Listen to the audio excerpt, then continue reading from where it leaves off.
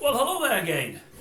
Okay then, where should we start? I was going to do a little thing. I'm going to do a little thing about Paul O Grady today. We mentioned him when the channel first started, which is just a week ago now. The channel's about a week old. Still nobody's watching it yet, but that's down to me. If you do get to see this video, please look at intro number 1, the intro video. It will tell you why no one's watching at this stage. I'm pretty sure a certain amount of people will when they find it. It's just that nobody's found it yet. And again, it tells you in intro 1 why they won't have found it. But yeah, I mentioned Paul O Grady the day after he died. That was in the intro video, and we posted that intro video. And the first video was, I think, last Tuesday. So we're on Tuesday of this week after the Easter bank holiday. And I've just got a couple more things to say about the fella. I actually watched a Channel 5 documentary about him about a week ago. I think it may have been on in the past. I'd never seen it before. I missed it this time, but I had seen it on catch up after I noticed it had been on. I really enjoyed it. And then I watched the one that ITV did last night, which I thought was really, really good. Just a couple of things from that for those that didn't know him. I mean, I think we all know he was a pretty talented guy. I was just very talented, very warm guy, really nice fella. Since his death, I never knew much about the guy. I know a lot more now because of what I've read in the newspapers and seen on TV. But since he died, I didn't realise what a nice person he was, and how hard his early life was. I mean, I knew he'd been a carer, and I knew he'd been a carer for many a year in London, because he moved up from his birthplace in the northwest up to London. I only read at the weekend that it wasn't just so much a carer working 9 till 5 and going back home every night. He was a carer that lived in. So if you were elderly and vulnerable, or you were young and vulnerable, or single parents, and you needed that extra help, he would live in with you. And I believe he lived in for a good few years. That's a hard life, that, living with people, and really, really hard life. Yet he did it, and he loved doing it.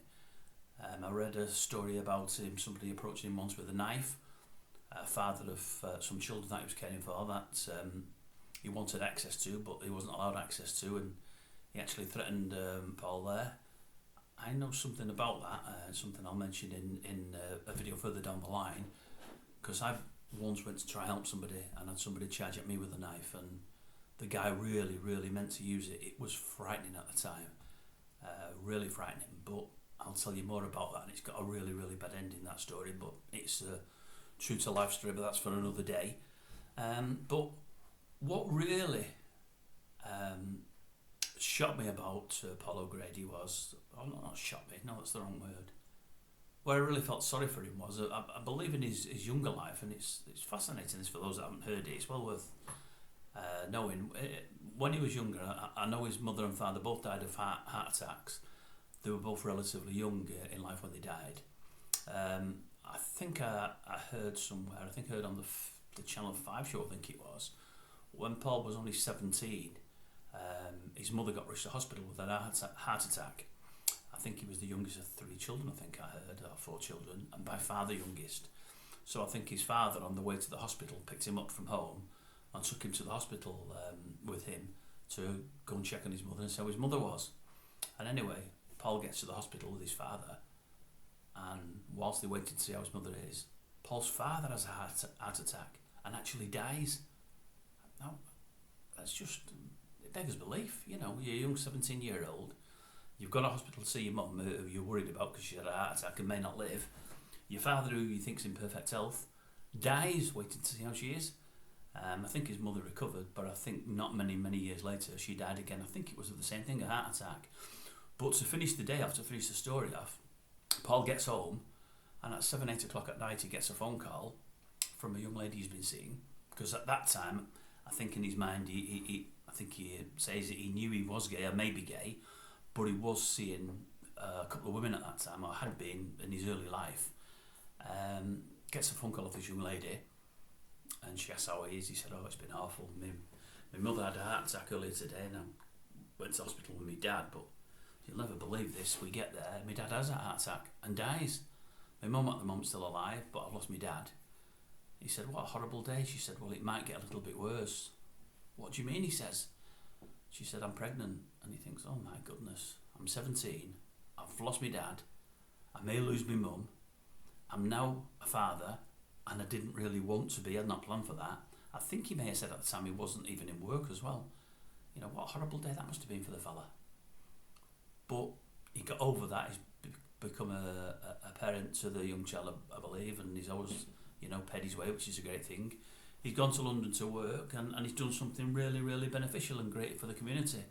And I believe he always cared about people thereafter. You know, he never liked the tourists because he thought they didn't care for the deprived.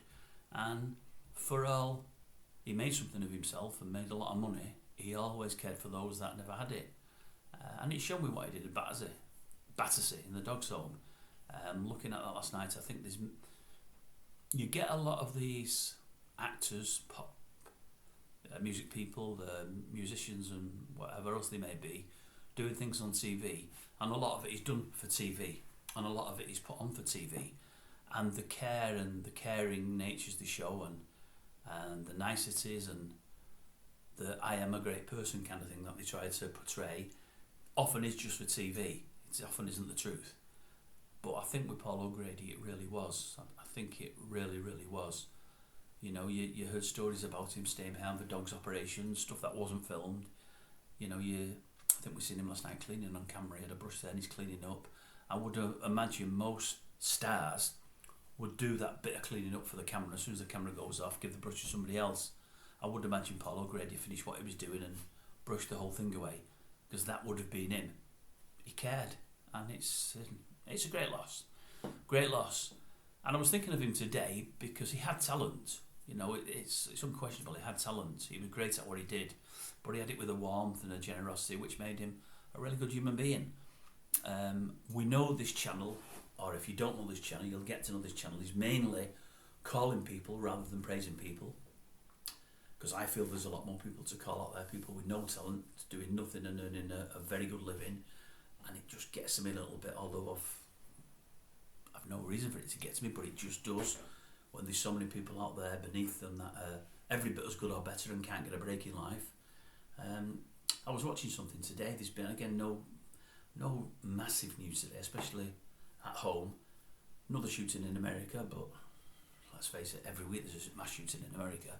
There's always going to be mass shootings in America. They just won't give up guns. It's going to happen till the day I die and for many, many years thereafter.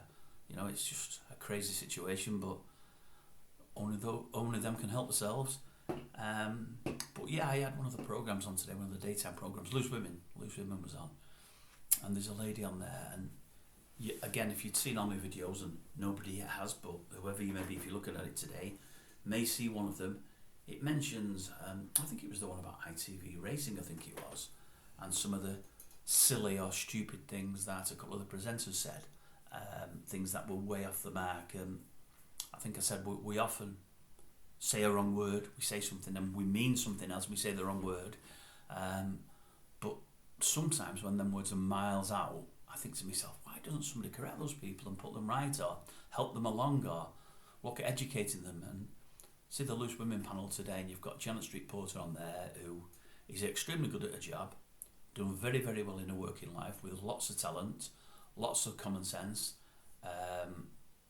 never always conformed, again has an opinion, which again I'll say I like myself, I appreciate that, but she's on there with a couple of people that haven't got the talent she's got, that some would say maybe shouldn't be on there. And one of the women today said, what did she say? Let me just look down because I wrote it down.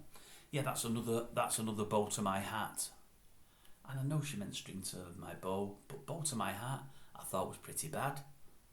Another of the women said, and this was an absolute Bobby Dazzler, it's very disjust. She was on about the government and something that they're doing at the moment that isn't really too great, and lots of things they're doing that aren't too great, I suppose, but it was disjust. People will think it's disjust. She was on about the junior doctors and what they're earning. And again, I'm sure she meant unjust, but disjust. Now, one of those women, and this is really what I'm getting at, and this isn't a personal thing, although obviously it's going to come across that way. One of those women was, I think it's Kelly Holmes, the ex-runner, brilliant for our country. I supported her every time she ran, I've seen her win at the Olympics and been full of praise for her. Great runner. You know, she was one of the women that said one of those things. I won't tell you which one it was, but there was one of the two.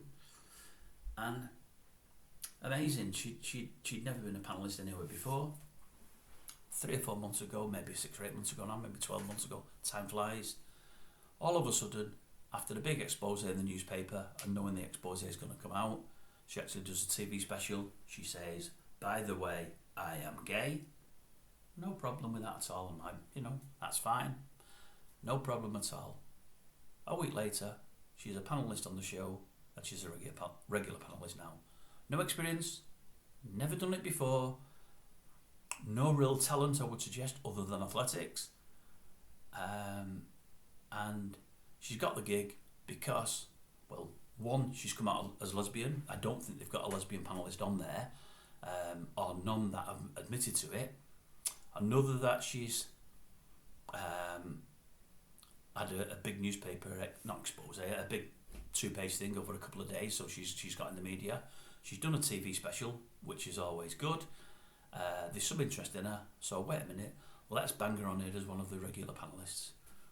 You know, I think I heard about a year and a half ago, that, is it Judy Love? She's driving round a roundabout one day, complaining because she can't find her way off this roundabout and these roadworks, and she doesn't know where she is and what she's doing. She's on the phone, which she probably shouldn't be, to a friend of hers, complaining about this roundabout.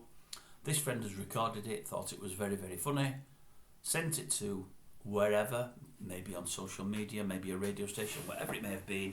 ITV have loved it, thought it sounded great, give her a job as a TV presenter. You know, and I don't get it, because there must be so many people out there, well, there are TV presenters I've seen in the past that are brilliant at what they do and aren't working at the moment. You know, there must be loads of juniors on these shows, like Loose Women and This Morning and these shows. Do they call them runners? You know, tea makers, people that do the menial stuff for these presenters. Probably some of them come from a journalist background, probably looking at a break, probably looking at getting on one of these TV shows themselves. That's probably their aim, that's probably their dream. They can't get a break. And they can't get a break because they're bringing people in from here, there and everywhere who have got nothing to say and have got no talent. And I just don't get it. I'm sure Janet Street Porter today is thinking, why have you said that? Why have you said that? What am I working with here? Because Janet Street Porter is educated, she's done her time and done a brilliant job on the TV for many years and in the press, and I don't know. Maybe it's me, I don't know. Anyway, comments down below.